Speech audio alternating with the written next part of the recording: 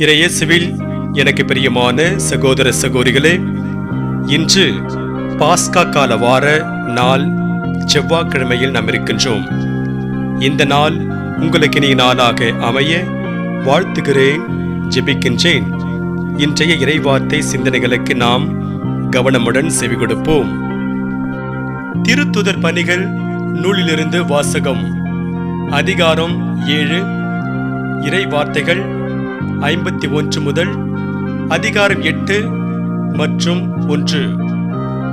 அந்நாள்களில் ஸ்தேவான் மக்களையும் மூப்பரையும் மறைநூல் அறிஞரையும் நோக்கி கூறியது: திமிர் பிடித்தவர்களே, இறை வார்த்தையை கேட்க மறுக்கும் செவியும் ஏற்க மறுக்கும் உள்ளமும் கொண்டவர்களே, உங்களுடைய மூதாதையரைப் போல நீங்களும் தூய ஆவியாரை எப்போதும் எதிர்க்கிறீர்கள்.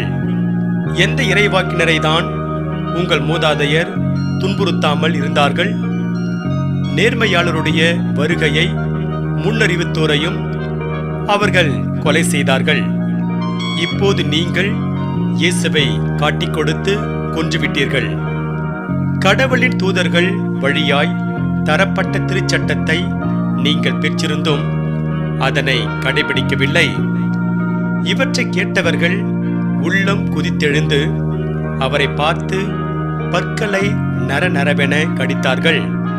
அவரோ தூய ஆவியின் வல்லமையை நிறைவாய் பெற்று வானத்தை உற்று நோக்கினார். அப்போது கடவுளின் மாட்சியையும் அவர் வலப்பக்கத்தில் இயேசு நிற்பதையும் கண்டு, இதோ வானம் திறந்திருப்பதையும் மானிட மகன் கடவுளது வலப்பக்கத்தில் நிற்பதையும் காண்கிறேன் என்று கூறினார். ஆனால் அவர்கள் தங்கள் செவிகளை அடைத்துக்கொண்டு பெருங்கூச்சலிட்டு ஒருமிக்க அவர் மேல் பாய்ந்தார்கள். நகரத்திற்கு வெளியே இழுத்து கொண்டு போய் அவர் மேல் கல்லெறிந்தார்கள். சாட்சிகள் தங்கள் மேலுடைகளை சவுல் எனும் இளைஞரிடம் ஒப்படைத்தார்கள். அவர்கள் ஸ்தேவான் மீது கல்லெறிந்த போது அவர், ஆண்டவராகிய இயேசுவே, எனது ஆவியை ஏற்றுக்கொள்ளும் என்று வேண்டிக் கொண்டார். பின்பு முழந்தாள் படியிட்டு உரத்த குரலில், ஆண்டவரே, இந்த பாவத்தை அவர்கள் மேல் சுமத்தாதேயும் என்று சொல்லி உயிர் விட்டார். ஸ்தேவானை கொலை செய்ததற்கு சவுலும் உடன்பட்டிருந்தார். ஆண்டவரின் அருள்வாக்கு. இறைவனுக்கு நன்றி. பதிலுரை பாடல். திருப்பாடல் அதிகாரம் 31. பல்லவி. உமது கையில் என் உயிரை ஒப்படைக்கின்றேன். எனக்கு அடைக்கலம் தரும் கற்பாறையாய் இரும். என்னை பாதுகாக்கும் வலிமை மிகு கோட்டையாயிரும். ஆம், என் கற்பாறையும் கோட்டையும் நீரே. உமது பெயரின் பொருட்டு எனக்கு வழிகாட்டி என்னை நடத்தியருளும். பல்லவி. உமது கையில் என் உயிரை ஒப்படைக்கின்றேன். உமது கையில் என் உயிரை ஒப்படைக்கின்றேன். வாக்கு பெறாத இறைவனாகிய ஆண்டவரே, நீர் என்னை மீட்டருளினீர். நானோ பயனற்ற சிலைகளில் பற்றுடையோரை வெறுத்து ஆண்டவர் மீது நம்பிக்கை வைக்கின்றேன். உமது பேரன்பின் நான் களி கூர்வேன், அக்களிப்பேன். பல்லவி. உமது கையில் என் உயிரை ஒப்படைக்கின்றேன். உமது முகத்தின் ஒளி அடியேன் மீது வீசும்படி செய்யும். உமது பேரன்பால் என்னை விடுவித்தருளும். மனிதரின் சூழ்ச்சியினின்று அவர்களை காப்பாற்றி உமது முன்னிலையில் மறைப்பினுள் வைத்துள்ளீர். நாவுகள் கிளம்பும் பூசணி நின்று அவர்களை பாதுகாத்து உமது கூடாரத்தினுள் வைத்து காக்கின்றீர். பல்லவி. உமது கையில் என் உயிரை ஒப்படைக்கின்றேன். அல்லேலூயா, அல்லேலூயா. வாழ்வு தரும் உணவு நானே. என்னிடம் வருபவருக்கு பசியே இராது என்கிறார் ஆண்டவர். அல்லேலூயா. ஆண்டவரே, நற்செய்தியை தகுந்த விதத்தில் எடுத்து சொல்ல என் உள்ளத்தையும் உதட்டையும் தூய்மையாக்கும். ஆண்டவர் உங்களோடு இருப்பாராக, உம் ஆன்மாவோடும் இருப்பாராக. தூய யோவான் எழுதிய பரிசுத்த நற்செய்தியிலிருந்து வாசகம். ஆண்டவரே, மாட்சி உமக்கே. யோவான் நற்செய்தி அதிகாரம் 6, இறை வார்த்தைகள் 30-35 முடிய. அக்காலத்தில் மக்கள் இயேசுவிடம், நாங்கள் கண்டு உம்மை நம்பும் வகையில் நீர் என்ன அரும் அடையாளம் காட்டுகிறீர்? அதற்காக என்ன அரும் செயல் செய்கிறீர்? எங்கள் முன்னோர் பாலை நிலத்தில் மன்னாவை உண்டனரே, அவர்கள் உண்பதற்கு வானிலிருந்து உணவு அருளினார் என்று மறைநூலிலும் எழுதியுள்ளது அல்லவா என்றனர். இயேசு அவர்களிடம், உறுதியாக உங்களுக்கு சொல்கிறேன், வானிலிருந்து உங்களுக்கு உணவு அருளியவர் மோசே அல்ல, வானிலிருந்து உங்களுக்கு உண்மையான உணவு அருள்பவர் என் தந்தையே. கடவுள் தரும் உணவு வானிலிருந்து இறங்கி வந்து உலகுக்கு வாழ்வு அளிக்கிறது என்றார். அவர்கள், ஐயா, அவ்வுணவை எங்களுக்கு எப்பொழுதும் தாரும் என்று கேட்டுக்கொண்டார்கள். இயேசு அவர்களிடம், வாழ்வு தரும் உணவு நானே. என்னிடம் வருபவருக்கு பசியே இராது. என்னிடம் நம்பிக்கை கொண்டிருப்பவருக்கு என்றுமே தாகம் இராது என்றார். ஆண்டவரின் அருள்வாக்கு. கிறிஸ்துவே உமக்கு புகழ். நற்செய்தி வாக்கினால் என்னுடைய பாவங்கள் அகல்வதாக. ஆமேன். வாழ்வு தரும் உணவு நானே. இறையேசுவில் எனக்கு பிரியமான சகோதர சகோதரிகளே, முன்பொரு காலத்தில் ஐரோப்பா கண்டத்திலிருந்து இந்தியாவிற்கு நற்செய்தி அறிவிக்க வந்த மறைப்பணியாளர் ஒருவர் யோவான் நற்செய்தி நூலை மட்டும் பிரசுரித்து அதை மக்களுக்கு வழங்கி வந்தார். இந்நூல் கிறிஸ்தவத்தின் மீது மிகுந்த வெறுப்போடு இருந்த ஒருவருடைய கையில் கிடைத்தது.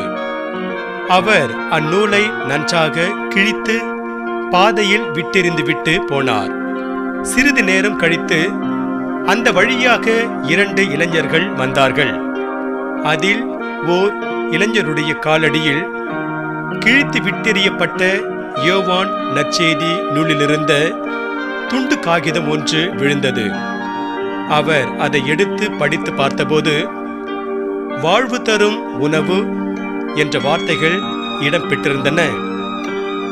வாழ்வு தரும் உணவு புதுமையான வார்த்தையாக இருக்கின்றதே, இது எந்த நூலில் இடம்பெறும் வார்த்தைகள் என்று தெரியவில்லையே என்று அந்த இளைஞர் தன் நண்பரிடம் கேட்டுக்கொண்டபோது, அவர் கிறிஸ்தவர்களின் புனித நூலான திருவிவிலியத்தில் இடம்பெறும் வார்த்தைகள் இவை. இந்த நூலை நீ படித்தால் தீட்டானவனாவாய் என்றார். இவ்வளவு அற்புதமான வார்த்தைகளை கொண்டிருக்கும் திருவிவிலியத்தை நான் படித்தால் தீட்டானவன் ஆக மாட்டேன், புனிதனாவேன் என்று சொல்லிவிட்டு அந்த இளைஞர் புதிய ஏற்பாட்டை வாங்கி வாசிக்கத் தொடங்கினார். வாழ்வு தரும் உணவு நானே என்று இயேசு தன்னை பற்றிதான் சொல்கிறார் என்பதை வாசித்து அறிந்த அந்த இளைஞர், இயேசு வாழ்வு தரும் உணவு எனில் அவருக்காக ஏன் என்னுடைய வாழ்வை அர்ப்பணிக்க கூடாது என்று அவர் ஒரு நற்செய்தியாளராகி கிறிஸ்துவை பற்றிய நற்செய்தியை மக்களுக்கு அறிவிக்கத் தொடங்கினார். ஆம், இறையேசுவில் எனக்கு பிரியமான சகோதர சகோதரிகளே, வாழ்வு தரும் உணவாம் இயேசு இந்த இளைஞருக்கு வாழ்வளித்தார். இன்றைய நற்செய்தியில் இயேசு வாழ்வு தரும் உணவு நானே என்கிறார். அதை பற்றி நாம் சிந்தித்து பார்ப்போம். திருவிவிலிய பின்னணியில் நாம் பார்க்கும்போது, இயேசு 5 அப்பங்களையும் 2 மீன்களையும் கொண்டு 5000 பேருக்கு உணவளித்திருந்தார். அது யூதர்களுக்கு பெரிதாக தெரியவில்லை. அதனால் அவர்கள், நாங்கள் கண்டு உம்மை நம்பும் வகையில் நீர் என்ன அரும் அடையாளம் காட்டுகிறீர் என்று கேட்கிறார்கள். யூதர்கள் எதிர்பார்த்தது மோசேயைப் போல இயேசு இஸ்ரவேல் மக்கள் அனைவருக்கும் மன்னா வழங்க வேண்டும் என்பது. இதில் என்ன நகைமுரண் என்றால், இயேசுதான் கடவுள்தான் பாலை நிலத்தில் மக்களுக்கு உணவளித்தார் என்பது கூட தெரியாதது. மன்னாவை உண்டவர்கள் இறந்தார்கள், ஆனால் இயேசுவை உண்பவர்கள் இறப்பதில்லை.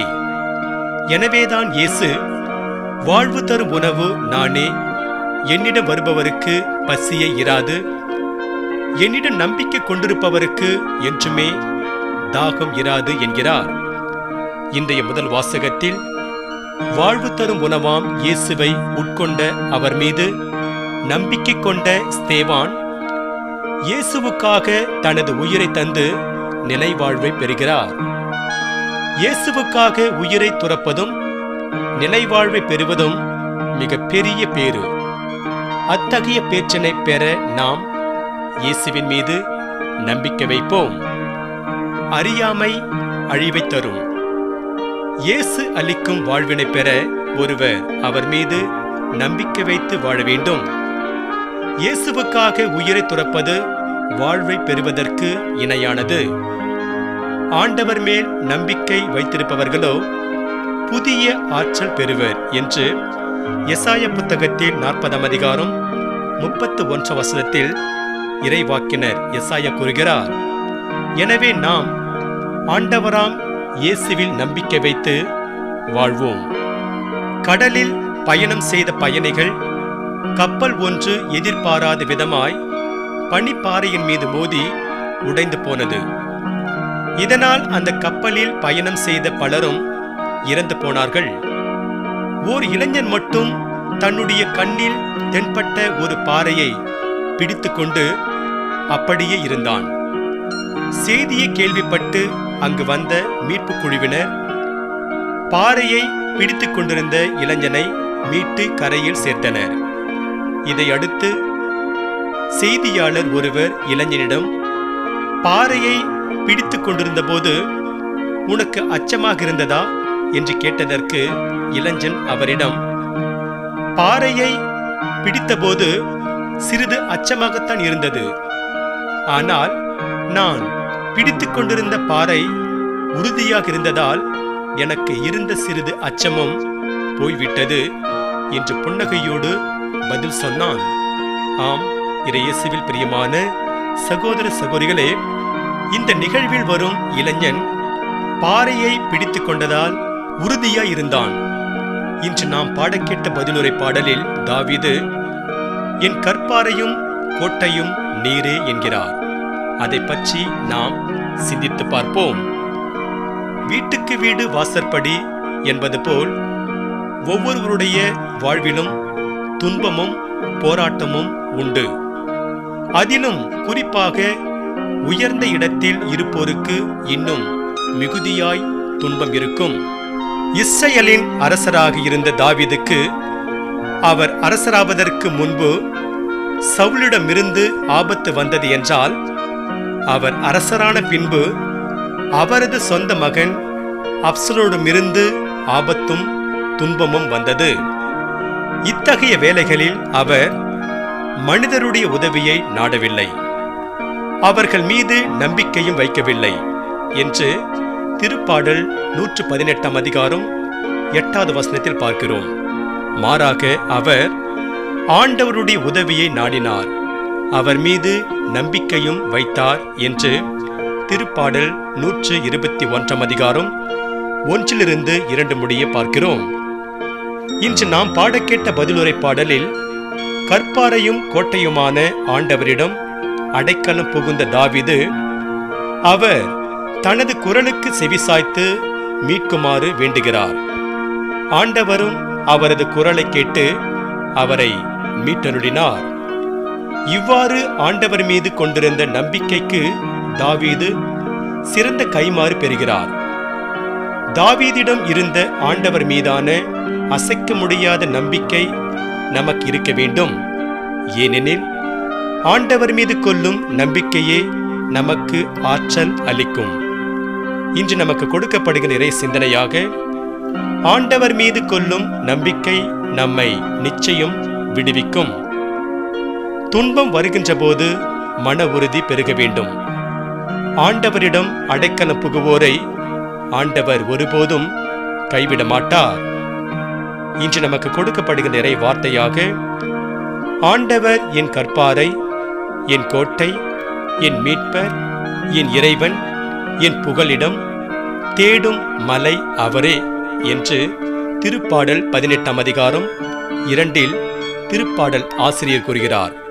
எனவே இறையேசில் பிரியமான சகோதர சகோதரிகளே, நமது கற்பாரையும் கோட்டையுமான ஆண்டவரிடம் அடைக்கலம் புகுந்து இறையருளை நிறைவாக பெறுவோம்.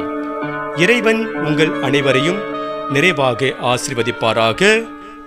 ஆமென்.